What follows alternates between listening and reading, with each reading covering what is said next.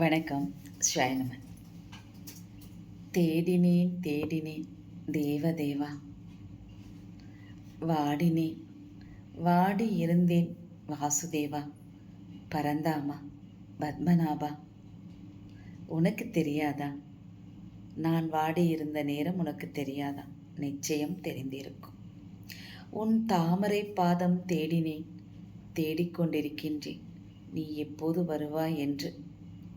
குழலூதும் கண்ணனாக, கல்லழகனாக, கண்ணபிரானாக, கண்ண பரமாத்மாக, குருச்சேத்திர போரிலே பகவத்கீதையை உணர்த்தியவராக, எப்பொழுதும் என்னுடனே நித்தியவாசம் செய்யக்கூடிய எம்பெருமாளே, உன்னை காண எவ்வளவு நாட்கள் காண வேண்டும் என்ற ஆவல் என்று மட்டுமல்ல எப்பொழுதும் இருக்கும். சித்திரை திருவிழா வந்துவிட்டது. அற்புதமான பெருவிழா, நம்முடைய விழா.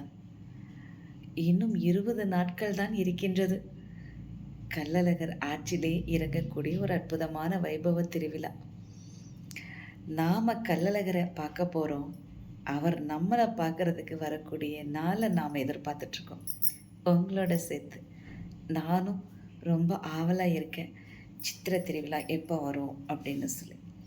நம்முடைய தாய் மீனாட்சி அம்பாள், அவளுடைய அழகிய வதனம், சிரிப்பு, பச்சை கிளி கொண்டை, அந்த வாகனத்தில் வரக்கூடிய ஒரு அழகு, அவன் நடந்து வரக்கூடிய அந்த அழகு, அற்புதமான அந்த திருவடியை காண கண்கோடி வேண்டும்.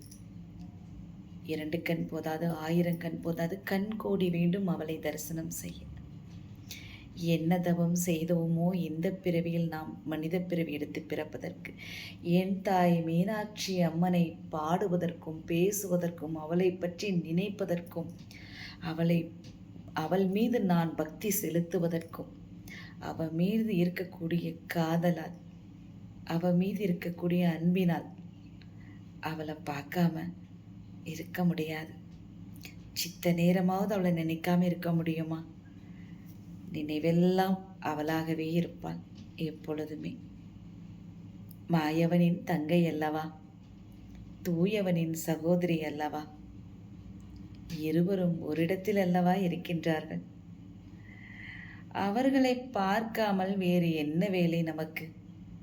முதலில் அவர்களை தரிசனம் செய்துவிட்டு நேராக திருச்செந்தூர் எம்பெருமானை தரிசனம் செய்து வந்தால் போதுமானது.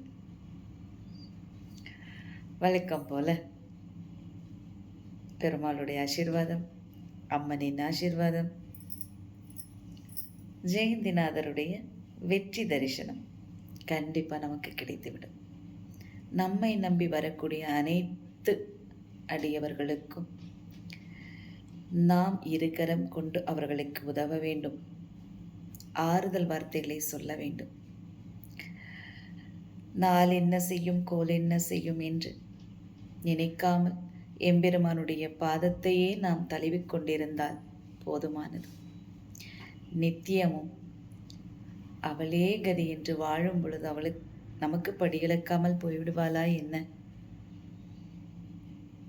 கை வைத்த வைகை கரையினிலே நின்று அவள் நம்மை ஆசீர்வாதம் செய்வாள்.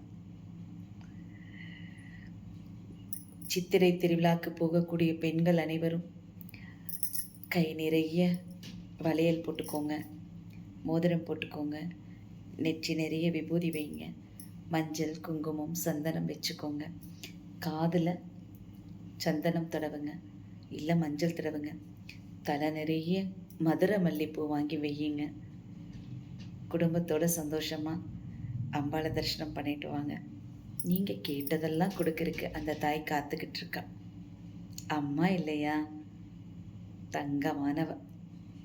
ஸ்ரீநமன்.